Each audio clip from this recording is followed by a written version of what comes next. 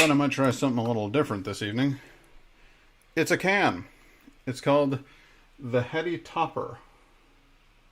Maybe it's Heady and Topper. I don't know, because there's a little weird symbol in the middle of it there. But that doesn't look like a proper ampersand to me, so I have no idea. Heady Topper by... Way to spill beer on your floor, Pat. The Alchemist, Vermont. I don't know what it is. Ooh, but it's ale-y, alright. Honestly, I would have said it's pale ale from the smell of it.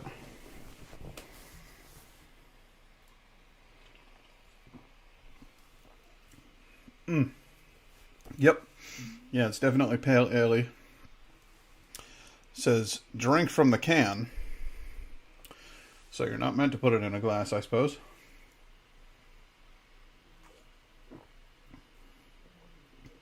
Very pale ale. It's extremely on the hoppy end of the spectrum. Does not have any malty flavor at all. It has an interesting mouthfeel. That's, I guess the reason they're calling it the Heady Topper is because it definitely has a foaminess to it. There's a certain roiling and boiling about it as you get that sweet drink into your mouth parts.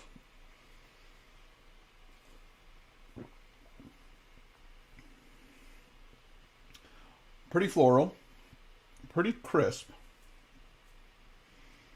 Let's see here. It says Heady Topper is an American double India Pale Ale.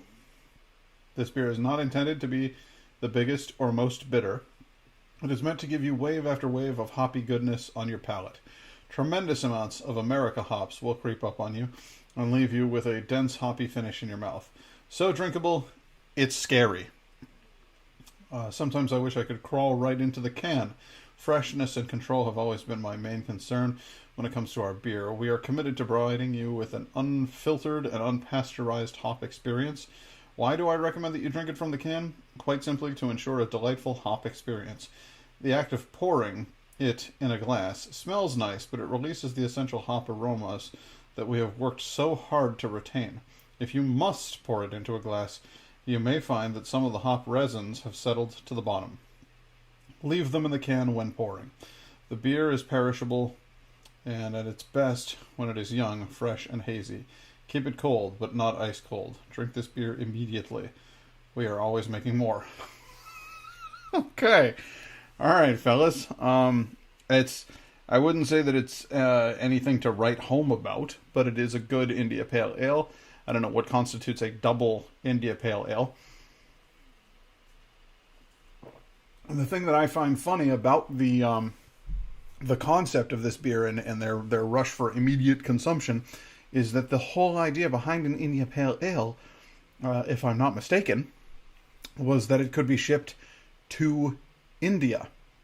The idea that it holds up remarkably well over long travel distances, and that it does not seem to age or change too much over the course of a trip like that. That's the whole point.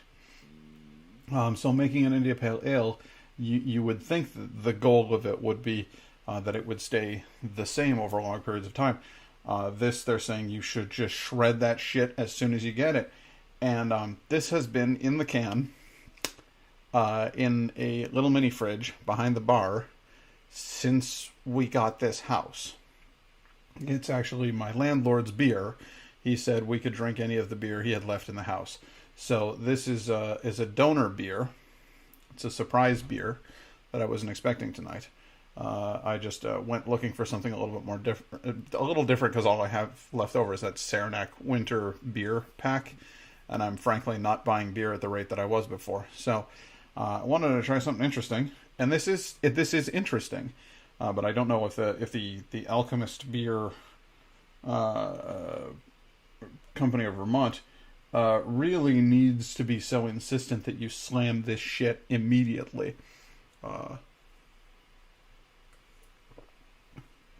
It is good, though. It's good beer. It's good beer.